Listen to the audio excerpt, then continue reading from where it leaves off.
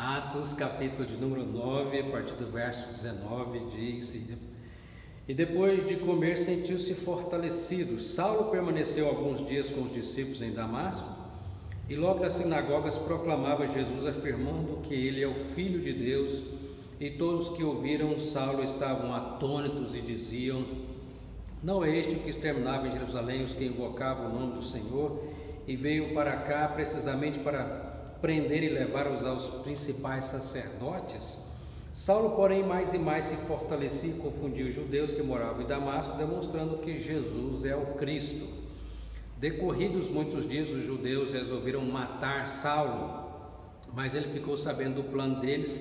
Dia e noite guardava também os portões da cidade para o matar. Mas os discípulos de Saulo tomaram-no de noite, colocaram num cesto, desceram pela muralha.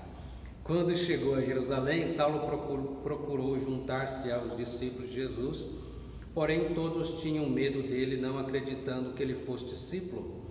Mas Barnabé, tomando consigo, levou aos apóstolos, contou-lhes como Saulo tinha visto o Senhor no caminho e que o Senhor tinha falado com ele. Também contou como em Damasco Saulo tinha pregado ousadamente em nome de Jesus, e Saulo ficou com eles em Jerusalém, entrando e saindo, pregando ousadamente em nome do Senhor. Falava e discutia com os helenistas, mas eles procuravam matá-lo.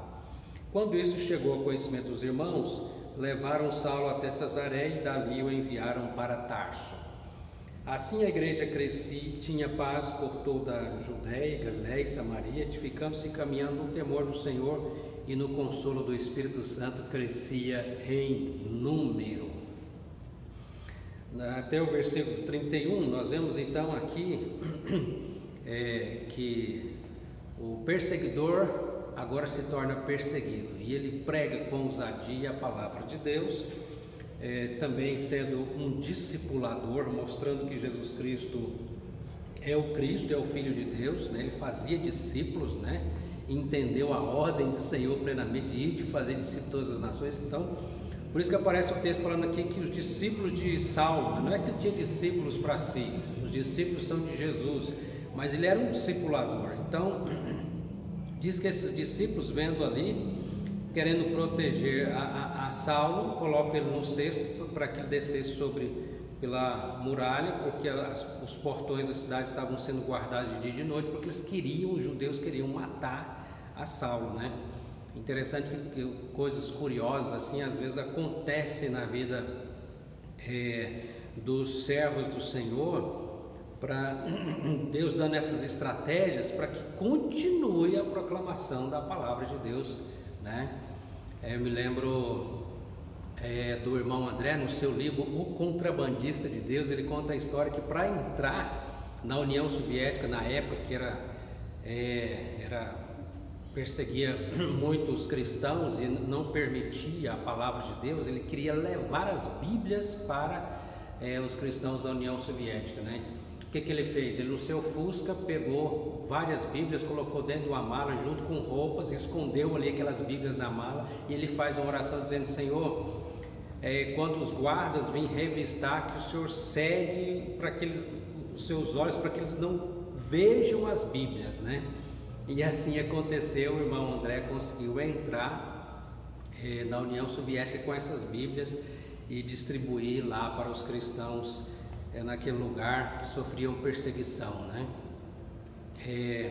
Então, estratégias que Deus dá, coisas curiosas aí, como aconteceu com o Saulo aqui, de ser colocado dentro de um cesto para sair lá da cidade de Damasco, né?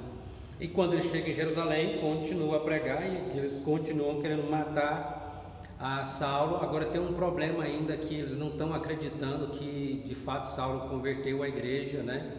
Porque Saulo tinha feito um estrago terrível perseguindo os cristãos, mas Deus usa um homem para fazer a ponte, chamado Barnabé, entre Saulo e a igreja e Saulo, né? E assim a comunhão aconteceu, né? E aí, o verso 31 diz que a igreja tinha paz por toda a Judéia, Galiléia e Samaria, porque um dos seus maiores perseguidores havia se convertido. E a igreja então está edificando-se e caminhando no temor do Senhor, edificando-se, edificando uns aos outros e caminhando no temor do Senhor, né? Respeito a Deus e amor a Deus, e no consolo do Espírito Santo crescia em número. Olha que maravilha, que bênção de Deus, né?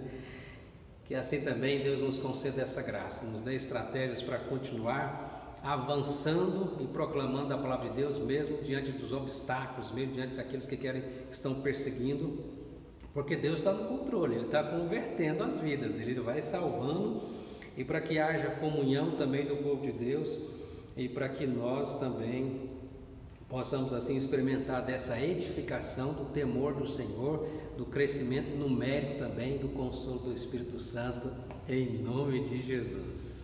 Sejamos discipuladores, né? Pessoas que fazem discípulos de Cristo em nome de Jesus.